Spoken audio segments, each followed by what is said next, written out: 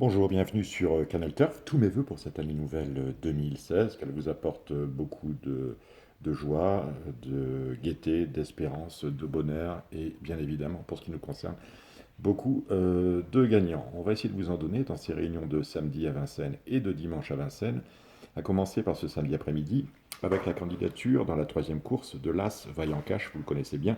C'est un cheval qui avait montré d'énormes qualités lorsqu'il avait 2 et 3 ans. Il a eu un énorme passage à vide, il revient très bien autre montée.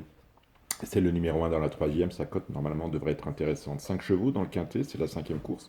Le 8 VA du Vivier qui était très joué ce matin sur PMU.fr. Le 5 Vénus de Bailly, à laquelle il faut pardonner son récent faux pas.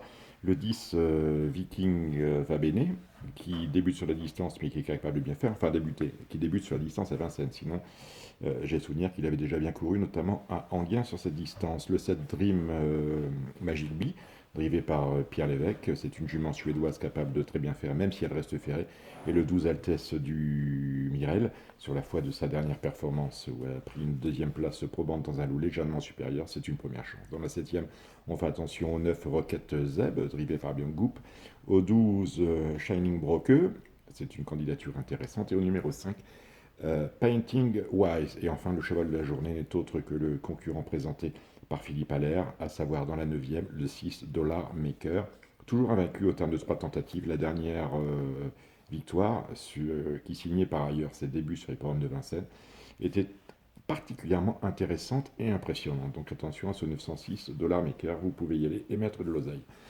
Dimanche à Vincennes, pas mal de pénalty dans la première, le 6, Charmeuse de Cime, qui reste sur quelques victoires d'affilée, qui est capable d'en ajouter une nouvelle.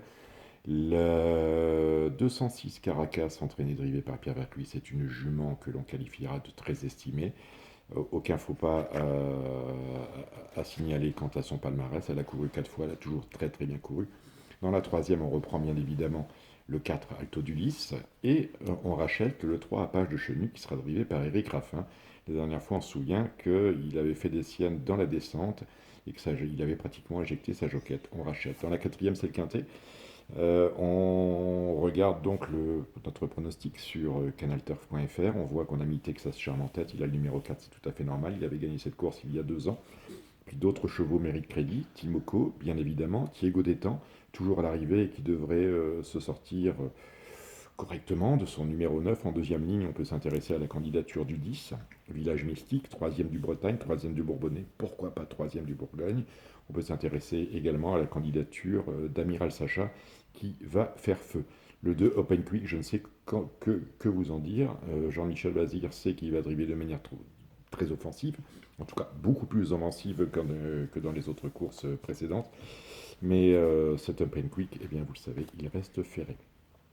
Dans la sixième course intéressante, avec un joli multi, voire un pic 5, on part en base du 4 Triton de Meunier et du 3 Ursin Mélois qui peut faire afficher une belle cote. Et enfin, un penalty dans la septième, non pas un penalty dans la septième, un cheval à suivre dans la septième, c'est le 8 Brasil de Bailly qui cherche sa course, là aussi, cote intéressante, attention à lui, murmuré depuis 2 mois, à un moment donné ça va mieux se passer que lors de ses dernières sorties.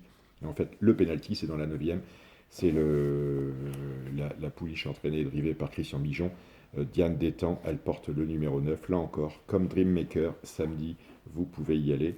C'est de la bonne cam, en tout cas de la cam qu'on retrouvera au départ du Critérium des Jeunes en fin de meeting. Voilà, vous savez tout. Merci de suivre toujours aussi régulièrement Canal Turf. Jouez bien, au revoir.